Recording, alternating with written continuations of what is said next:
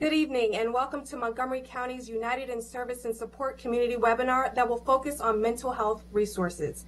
Thank you for joining us. I'm your moderator, Jordan Lindsay. This is one of many webinars that is a part of a series of informational sessions with elected leaders who are united in their efforts to support our residents during these challenging times. We will hear from these leaders in just a few moments. We have questions that have come in through the chat online. We are asking residents to share questions using the Q&A function. Some of these questions will be answered tonight and others will be used to shape our next webinar, focused on the resources residents need most. The Q&A feature on Zoom can be located at the bottom of your screen and the toolbar. For the panelists, we kindly ask that you mute yourself when it is not your turn to provide remarks.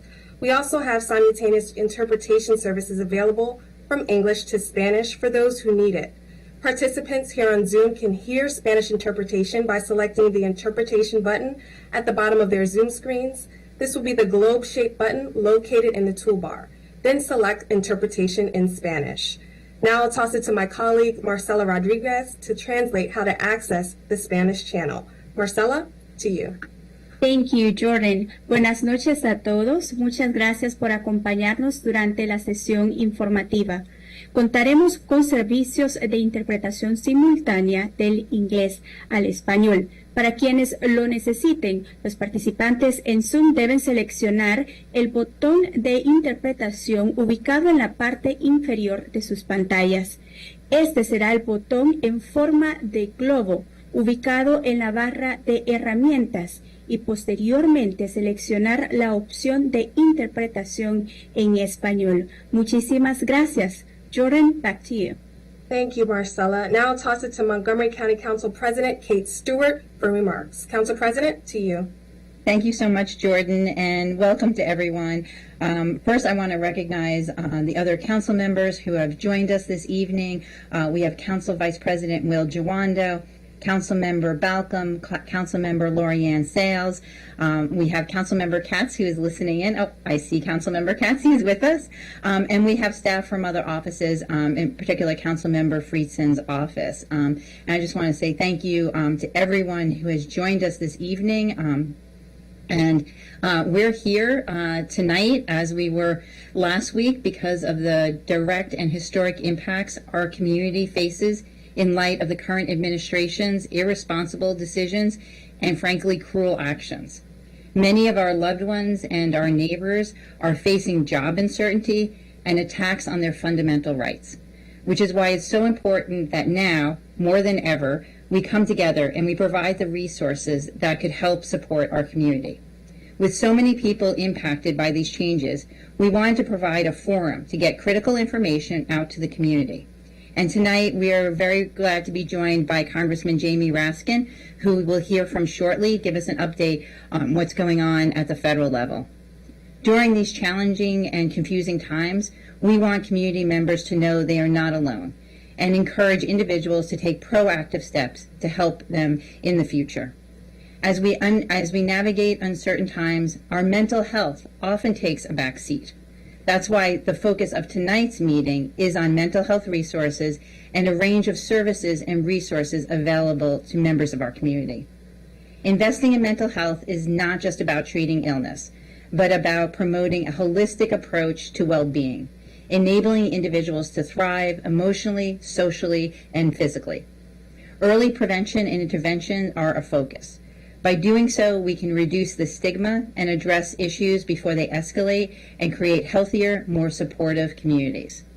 My office is amplifying mental health initiatives in our bi-weekly newsletter, as well as with mental health educational video series, and by hosting conversations focused on mental health resources.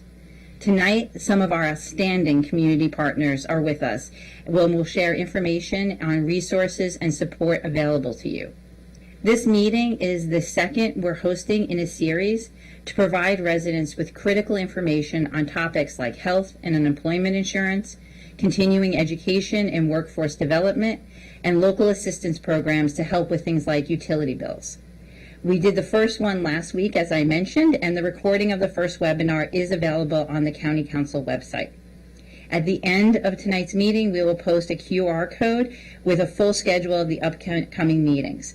and I encourage residents to submit their questions through the web form on the page ahead of the meetings. The next webinar will be hosted by Council Vice President Jawando on March 19th at 7 p.m., and the topic is workers' rights and the current update on lawsuits related to the administration's illegal actions. Before I close, I want to reiterate to residents that we are in close contact with our state and federal partners to maintain the essential services that our residents rely on related to public health and welfare of our community. All Montgomery County leaders are united in protecting the fundamental rights of our residents and will continue to work to support our whole community. And I believe I saw Councilmember Balcom join us as well. Thank you, Councilmember Balcom. And now I have the great pleasure of turning it over to a huge champion of our county, of our state, of our entire country. And I get to call him a constituent. So I would like to turn it over now to Congressman Raskin. Hey, thank you so much. What an honor to be with you. I hope you call me your friend, too, because I certainly call you my friend. I'm so thrilled to be here with you and with all the wonderful people who've joined in. And thank you for doing this great public service. The cause of mental health is very close to my heart. Everybody needs to be taking care of himself or herself.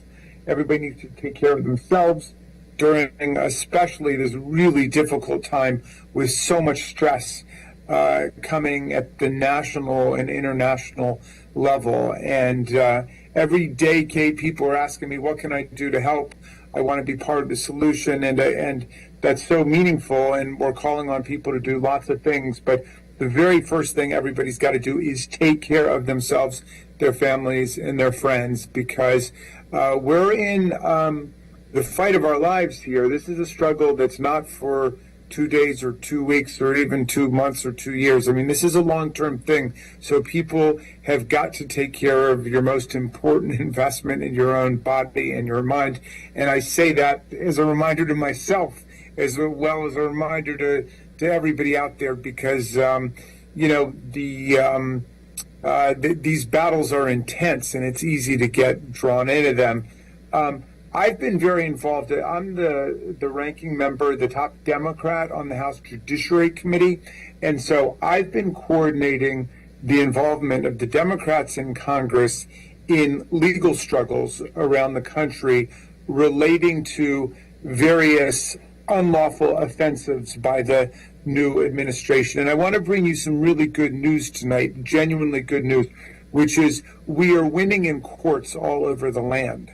As recently as yesterday, we won a big victory in the Supreme Court, and I'm hearing about another good victory in district court that happened today. More than 100 cases have been brought against lawless impoundment of funds, lawless firing and discharge of federal workers, lawless cutoff of funding, and where we've had the resources and the lawyers willing to go forward, we've been able to win in dozens of places. We now have more than 35 temporary restraining orders and preliminary injunctions against unlawful actions by the new administration. So I obviously won't have time to go through all of them, but let me signal a few really important ones that people should be aware of. One of the very first orders that President Trump rendered as an executive order on January 20th of this year was an executive order purporting to strip people of birthright citizenship if their parents weren't citizens of the United States. And of course, this caused much anxiety across the land. It could have conceivably stripped millions of people their citizenship. It's been struck down in 5 different courts by a Reagan judge, a Bush judge, an Obama judge, a Trump judge, and a Biden judge, okay? So across the political spectrum, they all say the same thing. As this Reagan judge said, he said, I've never seen a clearer case of unconstitutionality, because the very first sentence of the 14th Amendment says that all persons born in the United States or naturalized in the United States and subject to the jurisdiction thereof are citizens of the United States.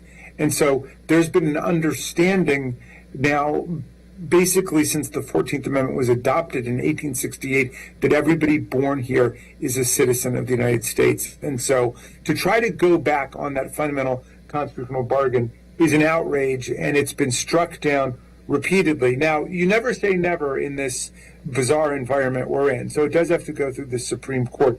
But I think that the legal consensus is so overwhelming and so pervasive that we're going to win all the way up. Courts have also stopped the freeze on federal spending on money that's been appropriated by Congress, which is a great insult to the Congress, because we are the lawmaking branch and we have the power of the purse.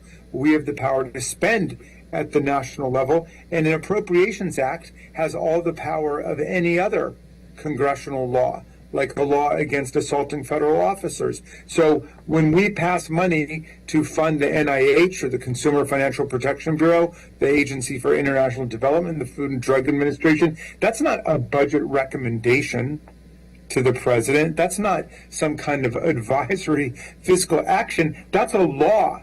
The president's job is what, under Section 2 of the Constitution? To take care that the laws are faithfully executed.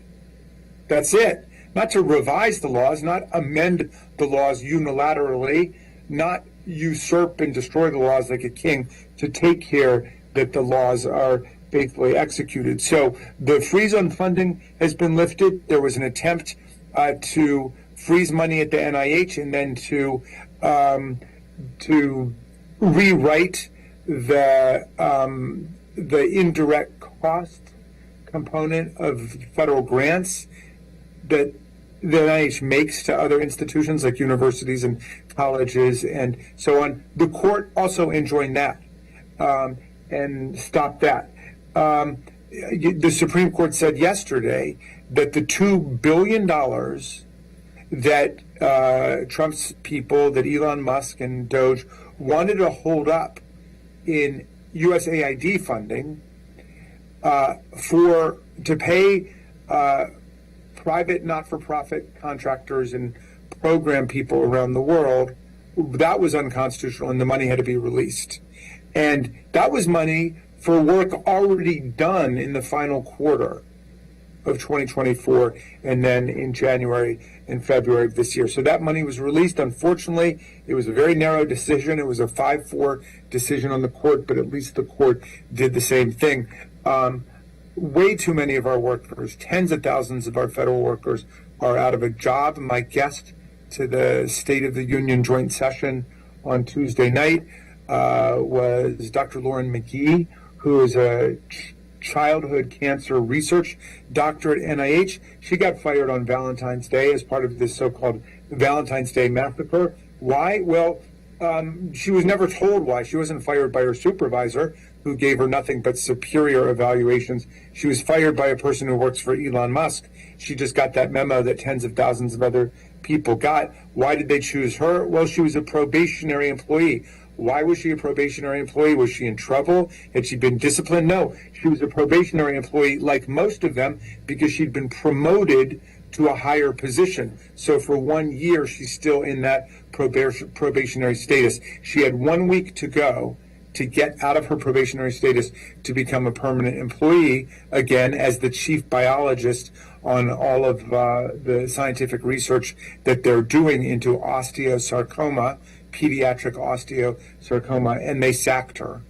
And, we've just got thousands of stories like that. So way too many are still out of work. But on the other hand, where cases have actually gotten to court and to a judge, and hers is still waiting along with other workers from NIH.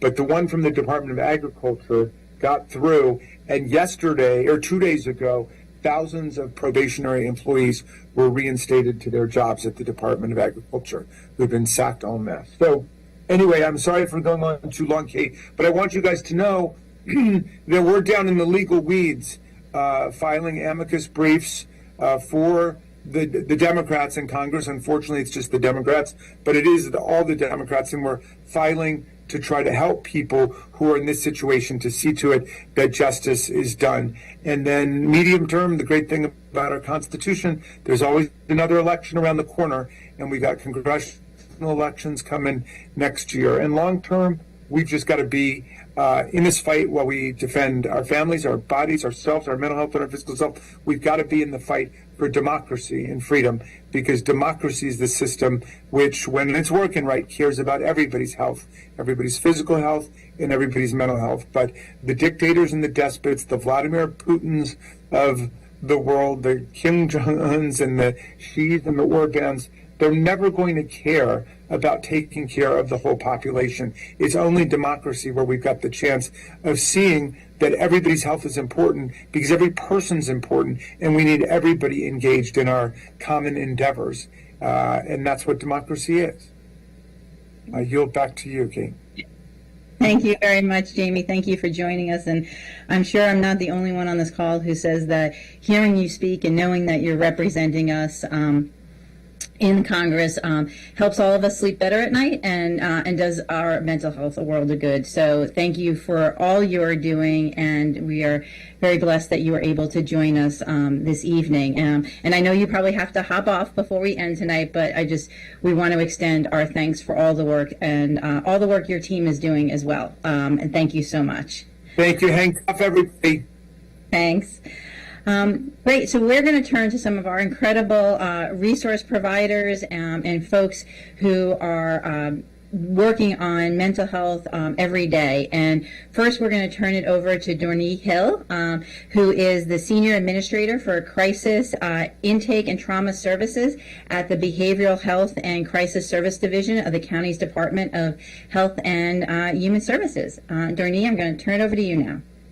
Hi, thank you so much. Good evening, everyone. I'm so excited to be here to talk about the services that HHS, Health and Human Services, Behavioral Health and Crisis Services, has for our community. If you're in need, and thank you so much. So first and foremost, Behavioral Health and Crisis Services is committed to addressing the specialized behavioral health needs of Montgomery County. We are here to serve and to support and to guide our community to the right resources. And next slide. First, I will speak about the Montgomery County Crisis Center. This is a 24/7, 365 service. We never close. We're always open. As you can see at the top, our phone number. We have a 24/7 crisis line. You can call us and ask if you have questions about where you should go, what level of care you should go. Are you in a crisis? We're able to provide that information. We also have walk-in services. We serve the lifespan, so from 0 to death. Anyone is able to walk in, and we will sit with you and speak with you and figure out how to help you and get you to a mental health provider, a substance abuse provider, if you're unhoused, how to help you get to a shelter or help you navigate, a housing situation so that you can be stable, at least for the night. Our services are free of charge. We do not charge a fee for our services, so anyone can come and utilize them. We also have our mobile crisis team where we come to you. If you or someone you love, or if you're on the street and you see someone in crisis in a restaurant, at work, wherever you may be in the county, we are able to come out and do mental health assessments on the spot, refer to services, again, make sure people land safely in a better position than when we first engaged them. We have our crisis stabilization services. These are 23-hour beds. And there's no charge for any of these programs. Crisis stabilization is a 23-hour stabilization program where we're able to detox, stabilize if you're having a mental health crisis, if you need medication, if you're intoxicated, if you have a substance use or misuse issue, we can also assess you as well and help you land safely to the next service.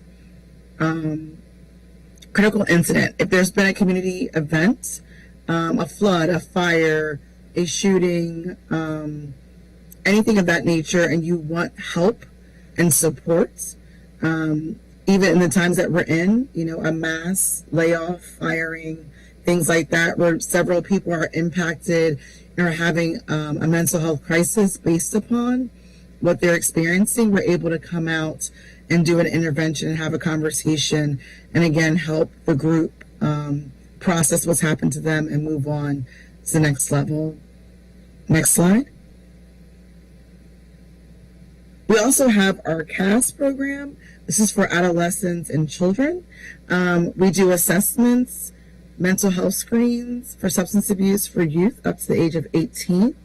We make referrals for mental health and substance abuse treatment, education, and other classes. We do provide urine drug screens for middle and high school clients.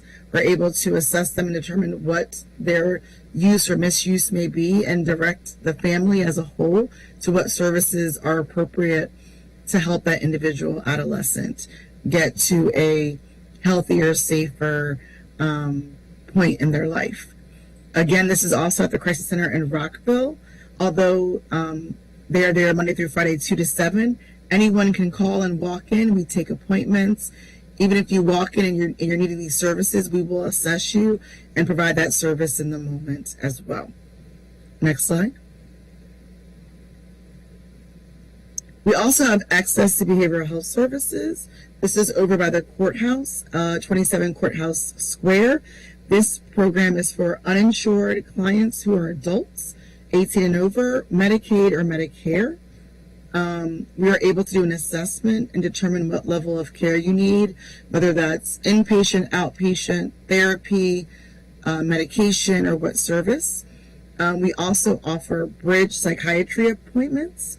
So these are for if you are uninsured or have Medicaid or Medicare, and you do need a medication intervention for your mental health or substance abuse situation, we're able to get you in to see a psychiatrist or a psychiatric nurse practitioner, usually within 24 hours to 72 hours.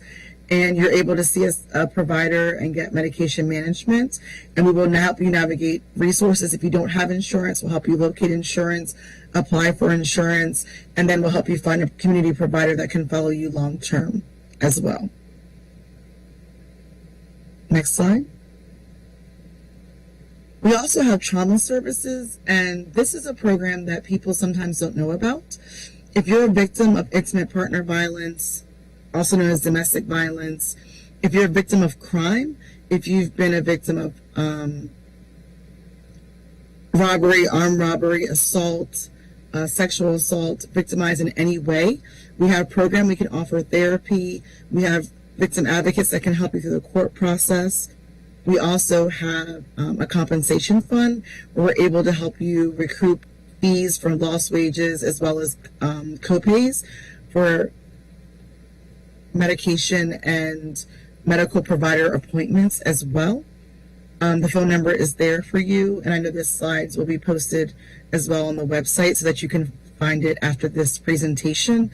You can walk in appointments as well. You can also walk into the Crisis Center or the 4th floor Monday through Friday from 8 to 5. You can also walk in the Crisis Center at any time and be able to access the same services. There's also a hope line that you can call as well.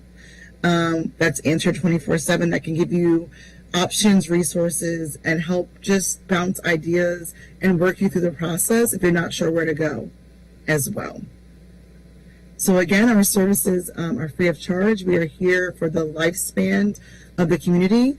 If you're unsure, if you're uncomfortable, this is new to some people to have to reach out for services, and that's okay. Call us and we can maybe come to you. We can reach out. We can walk you through how to navigate this. I know that, there are many people who would have no idea how to navigate something or have all these feelings, right? Even if you're not impacted by what's going on, we see, we hear, we're internalizing all of this, and it's a lot for us.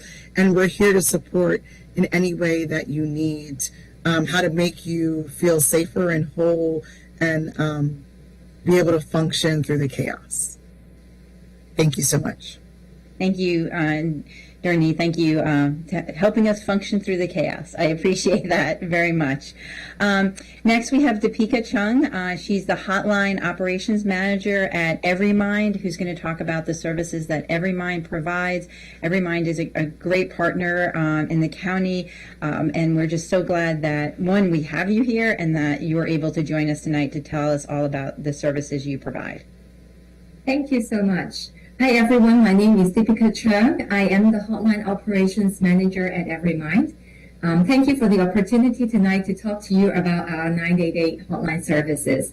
For those of you who are not familiar, 988 is the number for the National Suicide and Crisis Lifeline, and EveryMind is the local 988 center for Montgomery County.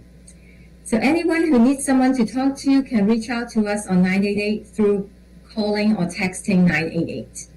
If you're more comfortable with chatting online, you can also reach a counselor through chat on 988lifeline.org. Our services are free and confidential to anyone in the community. You do not need to have insurance to be connected. You can contact us any hours of the day or night, or on New Year's Day or on July 4th. Our door never closes, and our lines are always open. You do not even need to give us your name if you don't want to. We do not ask and simply don't care about your immigration status. We have 70 trained counselors and supervisors waiting on the front line ready to talk to you. And on average, your call will be picked up in under 15 seconds. We offer 988 services in over 240 languages, including American Sign Language. You can also text and chat with us in English or Spanish. Next slide, please. So what do we do when you reach us on the line? First and foremost, on 988, we provide supportive listening services. We know life can be tough, and sometimes you just need a safe space to talk things through. And your safety is also our priority. So our counselors will assess for safety, help with de-escalation, work with individuals to develop a personalized safety plan. We provide resources and referrals as needed.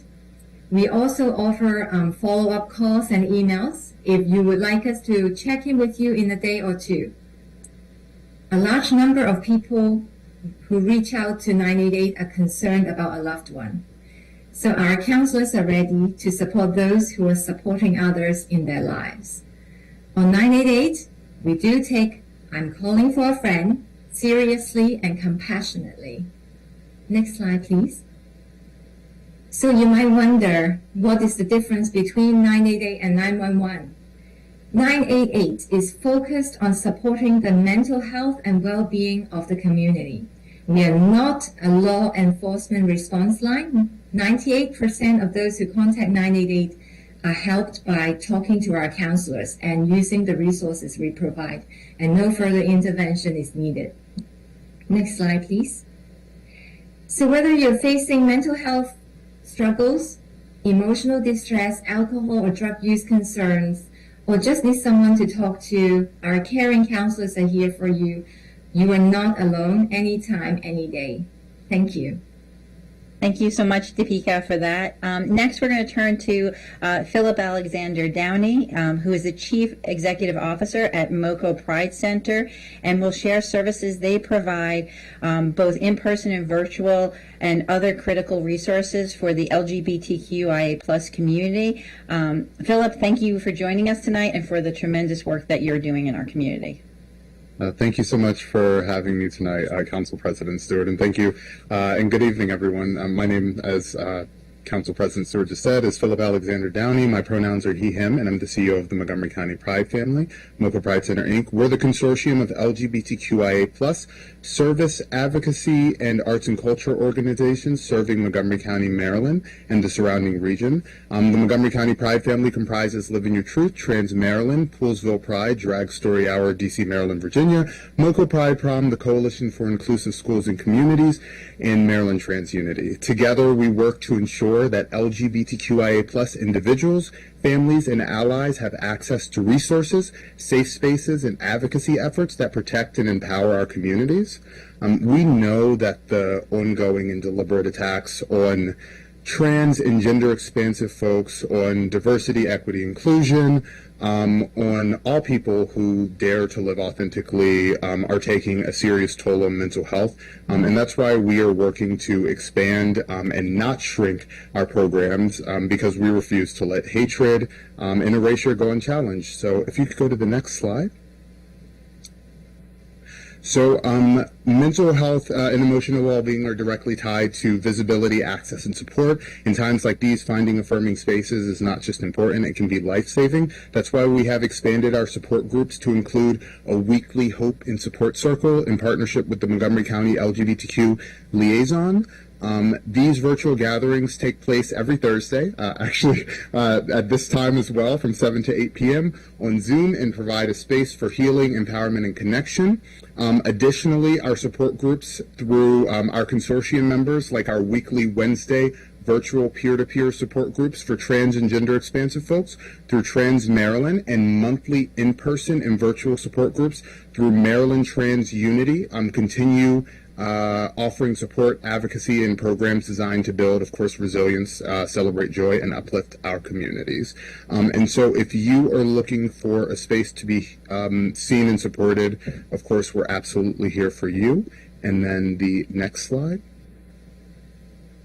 This is actually a continuation from the previous panelist. 988 is a wonderful crisis hotline. These are additional support resources. The LGBTQ National Hotline, the Trevor Lifeline, Trans Lifeline, Black Line, and LGBT Communities Line, and the SAGE LGBT Elder Hotline are also all available for your support. And so at the Pride family, we're never backing down from all of the rhetoric and vitriol that comes at our communities. And so we're going to continue to create affirming spaces and increase visibility and advocating for our communities. And that's also with our monthly in-person programs. And you all can visit on the first page. It had all these websites there, but in general, you can visit MoCoPrideFamily.org or MoCoPrideCenter.org. It's the same website, and /events, and it'll take you to all of our upcoming programs and events, like our TDOV Day of Visibility, Celebration, and Empowerment for trans folks. And so we just want to let all of our folks at home know that, of course, we are not powerless, and we're never going to normalize bigotry and hate. Instead, we're going to continue to build, create, and fight for a future where all people and LGBTQIA plus people are not just tolerated, but celebrated. And so, of course, if you want to get involved, seek support, or learn more about our programs, we welcome you to do so. And to everyone here and all my community members, of course, you absolutely belong. You haven't met all the people who are going to love you yet, and always live in your truth. And thank you all so much for having me. Thank you, Philip. Thank you so much for all the work you're doing. And I've heard the support groups have been wonderful. So thank you for doing those. Next, we have representing the Black Physicians Healthcare Network. We have Janelle Martinez, administrator for BPHN, and Robin Little, the program director, who will talk to us about their network of mental health professionals. And before you all begin, I just have to do a plug for your Instagram account, because it is amazing. And I have to say, it is a place I go to personally very frequently when I need that little pickup or that reminder of how to maintain my own personal wellness. So I just want to say thank you so much for that work, and I'll turn it over to both of you. Thank you so much, Council President Kate Stewart, for that plug. I appreciate it. Thank you so much, everyone, for having us here at this important forum and this event to talk about the resources that the Black Physicians and Healthcare Network can offer. A little bit about the Black Physicians and Healthcare Network. It is a program of the National Center for Children and Families. It is a person-centered and culturally specific healthcare, education, and outreach response which fosters integrated wellness and optimal health in Montgomery County's Black communities. Regarding our mental health options, right now we have 125 mental health professionals that are in our network. This consists of psychiatrists, psychologists, therapists, nurse practitioners that can offer a variety of services that's based on your needs. Our providers offer individual therapy, family therapy, couples therapy, group therapy, as well as medication management. We at BPHN feel that having a variety of providers that may connect with you, or, you know, being connected to a program that you are getting services from someone that looks like you, can be very beneficial and can produce positive health outcomes. We offer a lot of health and wellness content, so we encourage you to check out our Black Health Updates blog. We also encourage you to join our mailing list for just weekly health input and insights. We also, on our website, we have an event calendar where you can find an event near you. We have a total of 22 outreach and education partners that tackle a lot of various health issues and topics. And then we always post their events on our website, so you can check those out and feel free to come out. All of our events are free through BPHN, as well as through our outreach and education partners. And then, of course, we encourage you to follow us on your favorite social network for content that's related to health and wellness. Next slide, please. I will have my colleague Robin Little, the director, go over these are the best ways to reach us. Good evening, everyone. The best place to reach the staff for the Black Physicians Healthcare Network is to go to our website, which is bphnetwork.org. And on that network, you're able to access our calendar of events. You're able to request a doctor of whatever your needs are, whether that is physical, mental health, or dental. You are also able to go to the website and view our newsletters, join BPH, and please make sure if you have immediate needs, you can call the 301-365-4480 extension 181, and that will get you to our desk that is open from 9 a.m. to 5 p.m. Monday through Friday. Also follow us on Facebook, Instagram, and TikTok and YouTube at BPH Network. And it has been a pleasure, and please spread the word about BPHN. And then I would also add that regarding any type of services, our team of health navigators, they will help connect you to the services that you are requesting. So whether that is the directly mental health services, dental, or medical, or even just some financial assistance to help cover the remaining sessions that you may have, or any outstanding medical bills that you may need assistance with, we are a good resource to reach out to help provide that care and support to you. Thank you so much. Thank you all. Thank you for highlighting all of your services and the great work you're doing in our community. Last but not least, we have Sharon Dietschy, Executive Director for the National Alliance on Mental Illness of Montgomery County, to tell us about NAMI's communities of peers and services. And while Sharon is speaking, I just want to remind folks, if you have questions, you can put them in the Q&A for everyone who's been presenting tonight. And we did have folks who sent in some questions earlier that Jordan will review in a little bit. But Sharon, we'll let you take it away and close us out for tonight. Thank you, Council President Stewart. I appreciate you having us tonight. Hi, everyone. My name is Sharon Dietschy, and I'm the Executive Director of NAMI MC.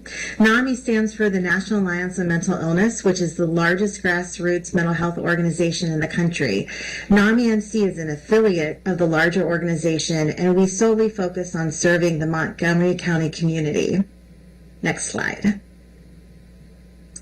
NAMI's programs are unique.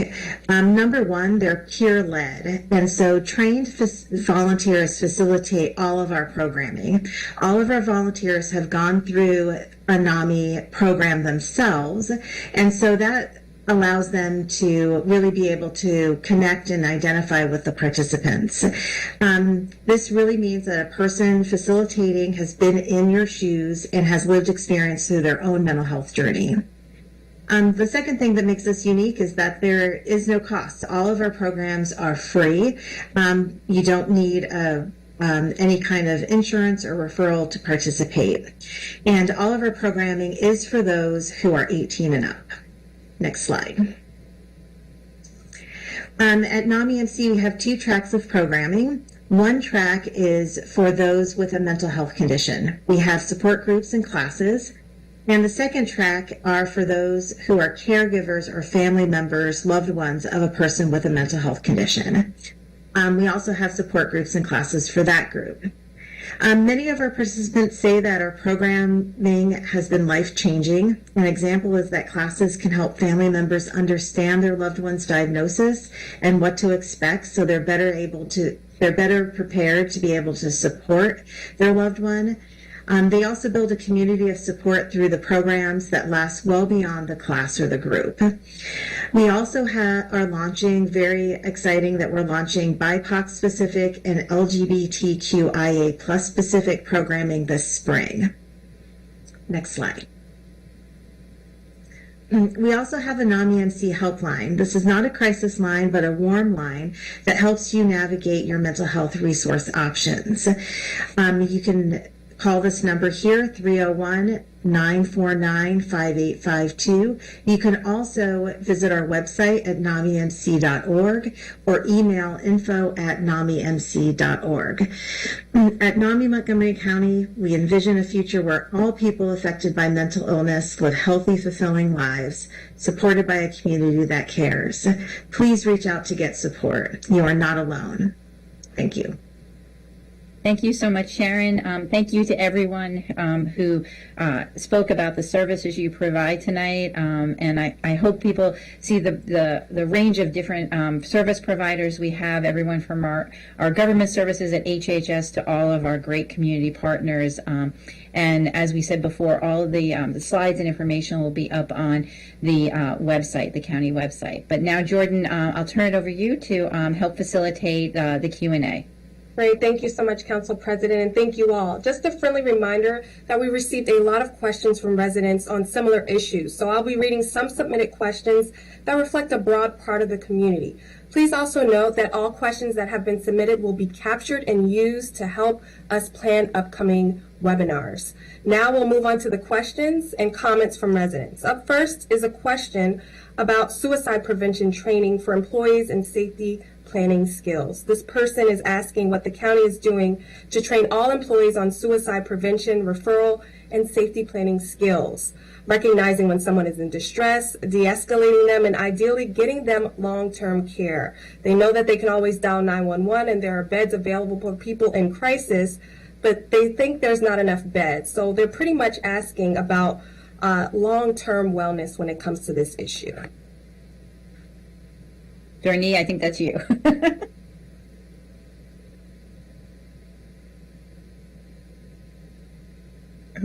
That is definitely me.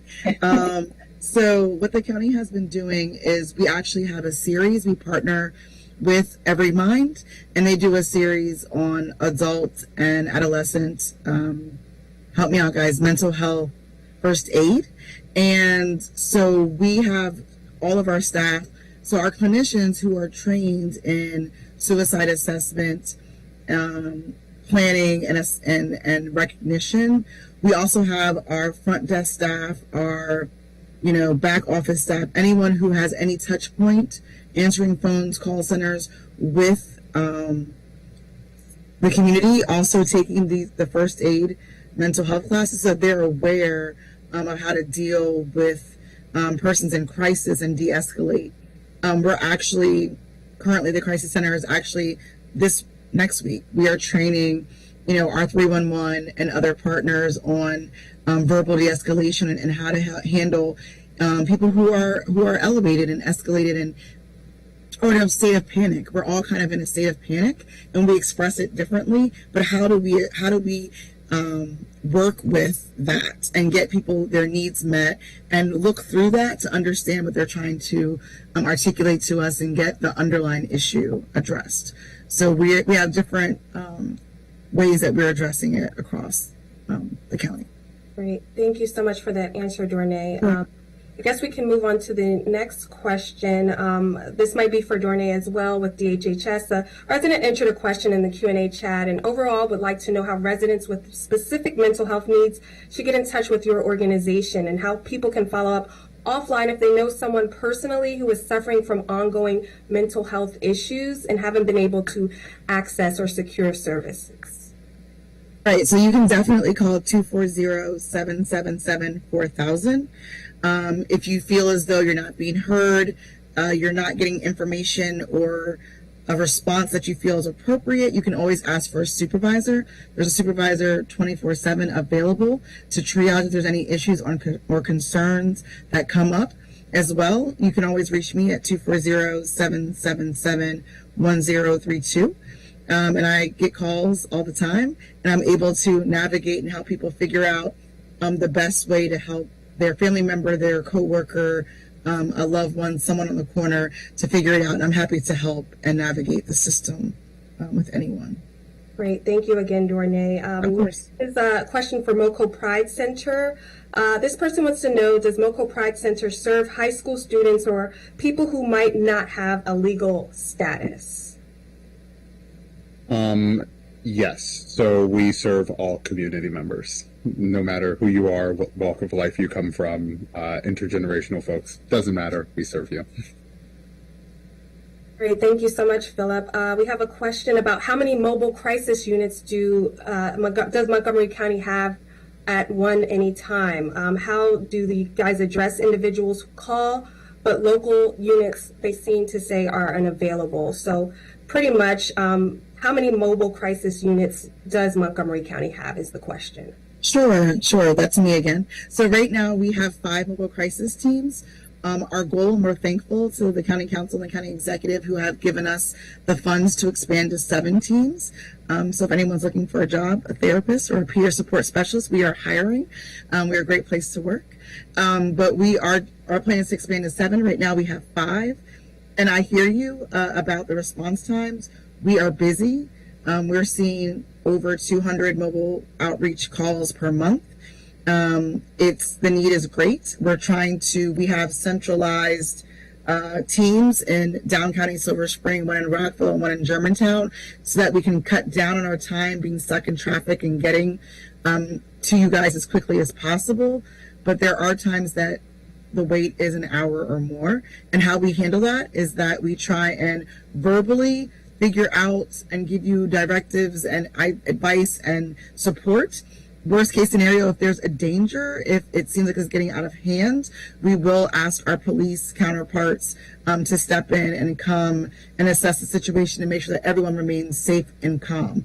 Not to arrest anyone, not to criminalize the behavioral health or issue at all, but just to make sure that everyone is safe until we can get there and do a thorough assessment. Thank you again, Dornay. Sure. I see a question here. It says, why does Maryland require mentally incompetent Medicaid waiver recipients to complete paperwork that they might not be capable of completing? Anybody would like to answer that or address that?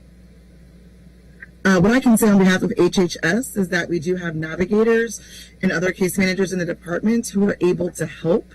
It may not be a walk-in provided service. It may be something that you need to schedule where you have the time to sit with someone to go over. But definitely, again, reach out, ask for a supervisor if you're not getting a manager, a higher level, bump it up. There are levels in the government to make sure that your needs are met and that you can get the support that you need to get the services that are rightfully yours.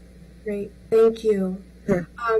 This person is asking, what would be the best available resources for individuals facing homelessness or eviction for those with or without insurance? So I swear I'm not going to talk the entire time. Okay. I promise. But so if you're unhoused in the county, if you're an individual, just a person who's an adult, the crisis center, you can come there, again, walk in 24/7. You can call. EveryMind has also a homeless hotline. If one of you knows the number by heart, I would love some support in giving that as well to the audience. But you can walk in 24/7 at the crisis center, and we will help you get into shelter services. If you're a family, you can go to any of the regional services building, Silver Spring, Rockville, or Germantown, Monday through Friday, 8 to 5, and they will assist you after 5 and weekends. Again, it's the crisis center. Great, thank you again. We have I'm sorry, Jordan. And insurance doesn't matter. If you're unhoused, your insurance does not matter in any way. That's a great addition there. And all who are watching, you can see the Montgomery County Crisis Center link in the chat there, in the webinar chat. This is another similar question. This person wants to know if they worked in DC and lived in Maryland, where should they file for unemployment and or Medicaid?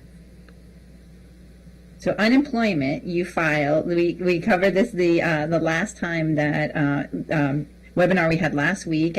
So unemployment, you file where if you're a federal employee, it's called where your duty station was. It's where you worked. And resources about if you worked in DC or Virginia or even the state of Maryland are available on the slides and the recording from the webinar we did last week. We also have resources on the county website, and the state of Maryland has put up a great web page as well to help especially federal workers. Medicaid, Dorney, I think you apply in your state for that, and so we can also provide information for that. And I think that was part of the slides last week when we had someone else from HHS with us. Great, thank you so much for that addition, Council President. Another question, what are some good services or mental health services for adolescents who are coming from residential treatment?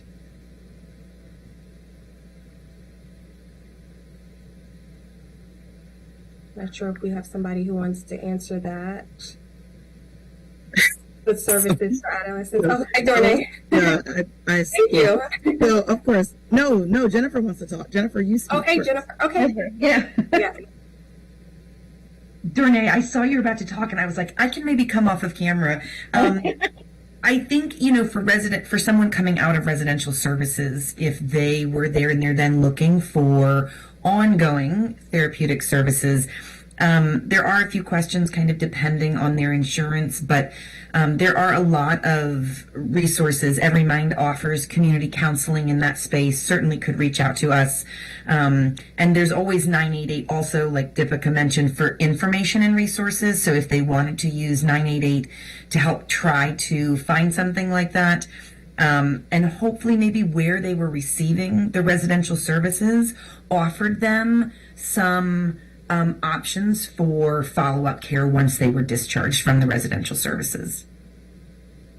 Thank you, Jennifer. Sure. And Jennifer, do you want to introduce yourself? Sorry. I just jumped in and started talking. Hi, good evening, everyone. My name is Jennifer Grinnell, and I work at EveryMind as well. I'm the Director of Community Mental Health Education. Great, that was wonderful. Thank you so much for that information. Absolutely. It looks like we're running out of time and questions right now, and that's all the time we have for questions this evening. But just a reminder that the next United in Service and Support Community webinar will be hosted by Council Vice President Will Jawando on March 19th, and the topic is workers' rights and a current update on lawsuits related to Trump-Musk illegal actions. Now I'll go ahead and toss it back to Council President Kate Stewart for closing remarks. Council President, to you. Thank you, Jordan. Thank you for doing such a great job tonight, helping us get through the evening. And I just want to say thank you to all our partners. Truly, the work that you all are doing every day in our community is what makes Montgomery County great. And even during this time of great uncertainty, chaos that we are experiencing, knowing that we have great partners like you here in Montgomery County and the community we have here, I hope helps give everyone a bit more wellness tonight and the fortitude to continue going through these next couple of days and weeks. And so with the services, everything that was talked about tonight and the recording from this evening will be on the county website. And again, just thank you to everyone who's been participating. And good evening. Thank you so much, Council President Stewart. Viewers online, you should be able to see a graphic that's going to be popping up on your screen right now that shows a list of local resources. Please take a look. We have a QR code there. Feel free to take the information, and thank you all again.